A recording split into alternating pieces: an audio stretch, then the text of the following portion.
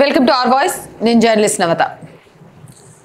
మన భారతదేశంలో కనుక ఒక సగటు వ్యక్తినైనా సరే, భారతీయుడినైనా సరే, పాకిస్తాన్తో యుద్ధం వస్తే ఏం చేస్తావు బిడ్డ అంటే అవకాశం ఇవ్వాలి, కానీ ఆ యుద్ధంలో పాల్గొని శత్రువును చీల్చి చెండాడుతా అని చెప్తారు.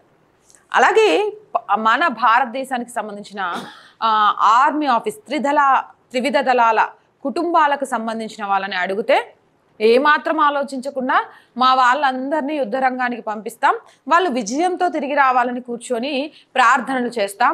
పాకిస్తాన్ అనేది ప్రపంచ చిత్రపటంలో నుంచి ఎగిరిపోవాలి. ఉగ్రవాద దాడులు చేయాలన్నా, ఉగ్రవాదాన్ని పెంచి పోషించాలనుకున్న ఏ దేశానికి కూడా ఈ ప్రపంచ చిత్రపటంలో ఉండే అర్హత లేదని చెప్తారు. కానీ పాకిస్తాన్ పిరికి పందలు సామాన్య జనమే అనుకున్నా. ఆడున్న మంత్రులు ఎమ్మెల్యేలు కూడా యుద్ధం వస్తే ఏం చేస్తావని అడిగితే చెప్పింది వింటే ఛీ ఇజ్జత్ అనిపిస్తలే. గింత పిరికి పందలు ఎందుకు మరి ఉగ్రవాదాన్ని పెంచి పోషించాలా? పాముకు పాలు పోస్తున్నప్పుడు తెలవట్లే, అది ఏదో రోజు కాటేస్తుంది, లేదా దాని మూలాన ఎవరో ఒకరు మనల్ని కర్ర తీసుకొని బాధ చంపేస్తారని. ఎందుకు ఇవన్నీ మాట్లాడతానంటే, ఇప్పుడు నేను చూపించే అతను పాకిస్తాన్ జాతీయ అసెంబ్లీ సభ్యుడు షేర్ అఫ్జల్ ఖాన్ మర్వత్. పాకిస్తాన్ జాతీయ అసెంబ్లీ అధ్యక్షుడు షేర్ అఫ్జల్ ఖాన్ మర్వత్. ఈయన గురించి చూడండి ఏం మాట్లాడాడో తర్వాత మాట్లాడుకుందాం. और पाकिस्तानी अगर जंग बढ़ जाती है तो बंदूक लेकर बॉर्डर पर जाएंगे। नहीं, अगर जंग बढ़ जाती है तो मैं इन्वेट करना चाहूँगा।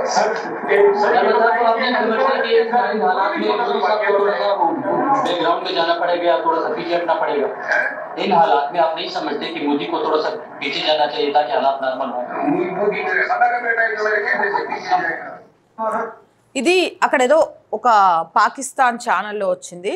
చాలా మంది కలిసి ఆయన అడిగిన ప్రశ్నలు ఇంకొకసారి వినండి, మీకు చాలా క్లారిటీ వస్తుంది. మళ్ళీ చెప్తాను నేను. ఈ వీడియోని మనం ఆ ఛానల్స్ నుంచి కర్టసీగా సోషల్ మీడియాలో వస్తే తీసుకున్నాం. बैकग्राउंड में जाना पड़ेगा, थोड़ा सा पीछे हटना पड़ेगा। इन हालात में आप नहीं समझते कि मोदी को थोड़ा सा पीछे जाना चाहिए ताकि हालात नॉर्मल हो? मोदी मेरे खाना का बेटा है, जो मेरे कहने से पीछे जाएगा। రైట్, చూసారు కదా. ఈయన పాకిస్తాన్ జాతీయ అసెంబ్లీ సభ్యుడు షేర్ అఫ్జల్ ఖాన్ మర్వత్. ఈయనను ఒక విలేకరి ఒక ప్రశ్న అడిగాడు. ఎందుకంటే ఇప్పుడు భారత్ పాకిస్తాన్ యుద్ధం గురించి బాగా నడుస్తుంది కదా. ఈ నేపథ్యంలో ఇరు దేశాల మధ్య యుద్ధం వస్తే మీరు సరిహద్దుకు వెళ్ళి పోరాడతారా అంటూ ఆయన్ని ప్రశ్నించాడు ఒక విలేకరి.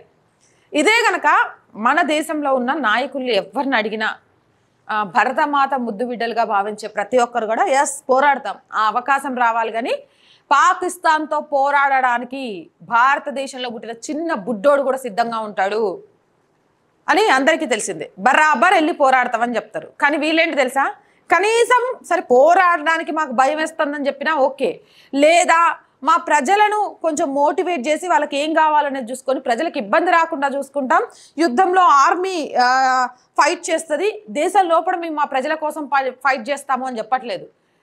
అసలు విలేకరితో పాటు ఈ వీడియో చూసిన తర్వాత పాకిస్తాన్ ప్రజలు కూడా షాక్ అయి ఉంటారు. ఏమని చెప్పాడు తెలుసా, ఏమిటి అంటే భారత్తో యుద్ధమే కాని వస్తే తాను ఇంగ్లాండ్కి వెళ్ళిపోతాడట. కాదు పారిపోతాడట. ఇప్పుడు ఇది మొత్తం పలు దేశాల సోషల్ మీడియాలో మొత్తం వైరల్గా మారింది. సార్, భారత్కి పాకిస్తాన్కి మధ్య యుద్ధం జరిగే అవకాశం ఉంది కదా, ఈ నేపథ్యంలో బార్డర్లో వెళ్ళి మీరు భారత్తో పోరాడతారా అంటే నేను ఎందుకు పోరాడతా, యుద్ధమే కనుక వచ్చింది అనుకో నేను ఇంగ్లాండ్ పారిపోతా, ఇప్పటికే గిన కుటుంబాన్ని పారిపోపించుంటాడు. అంతేకాదు, పోనీ మరి అలా బదులు మోదీ గారితో మాట్లాడేసి కొంచెం సామరస్యంగా దీన్ని చర్చించుకోవచ్చు అంటే మోదీ ఏమన్నా నా చుట్టామా నేను చెప్తా ఇన్నికి అని అన్నాడట. ఇంత పిరికి పందగాళ్ళు, ఇక ఇంత ఇజ్జత్ లేని వాళ్ళు ప్రజలను దేశాన్ని గాలికి వదిలేసి తమ ప్రాణాలను కాపాడుకోవడం కోసం దేశం వదిలి పారిపోయేటోళ్ళు గీళ్ళ భరతమాత కాలి గోరిలోని మట్టికి కూడా సరిపోరు వీళ్ళ దేశం. మళ్ళీ చెప్తున్నా, భరతమాత కాలి గోడిలో ఉంటుంది చూసినావా ధూళి, ఆ ధూళికి కూడా పాకిస్తాన్ కానీ పాకిస్తాన్లో ఉన్న నాయకులు కానీ సరిపోరు. ఇక కొంతమంది చిత్తశుద్ధి లేని వాళ్ళు పాక్ ఆర్మీని చూసి భారత్ భయపడుతుందని పిచ్చి రాతలు రాస్తూ సోషల్ మీడియాలో పెడతారు. మీకోసమే బిడ్డ, అలా ఆర్మీ కాదు, యుద్ధం వస్తే బార్డర్లోకి వెళ్ళాలంటేనే నాయకులు భయపడతారు. గది మా భారత్ అంటే, గది త్రివిధ దళాల సైనికులు అంటే. చెమటలు పట్టియడం కాదు, ప్రాణాలను అరచేతిలో పెట్టించి పాల్పోలిస్తారు. ఇప్పటికైనా మేల్కొనండి, వేకప్.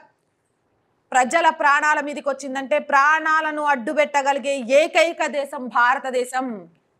భారతదేశంలోని ఆర్మీ, భారతదేశంలోని ప్రభుత్వం తెలుసుకోండి. యుద్ధం వస్తే ఎట్లా అని చెప్పి ఏ సెంట్రల్ మినిస్టర్ అయినా సరే వాళ్ళ కుటుంబాన్ని విదేశాలకు పంపించాడా? ఏ సెంట్రల్ మినిస్టర్ అయినా విదేశాలకు పారిపోవడానికి ట్రై చేస్తాడా? అసలు ఇక్కడ యుద్ధం తర్వాత సంగతి ఏమవుతుంది? ఆ ప్రధానమంత్రి ఏమైపోయిండు, ఈ ఆర్మీకి సంబంధించిన మంత్రి ఏమైపోయింది, వాళ్ళ కుటుంబాలు ఏమైపోయినాయి, ఏం జరుగుతుంది? ఇది ఈ పిరికి పందల పరిస్థితి, ఇజ్జత్ లేని వాళ్ళ పరిస్థితి. అర్థమవుతుందా?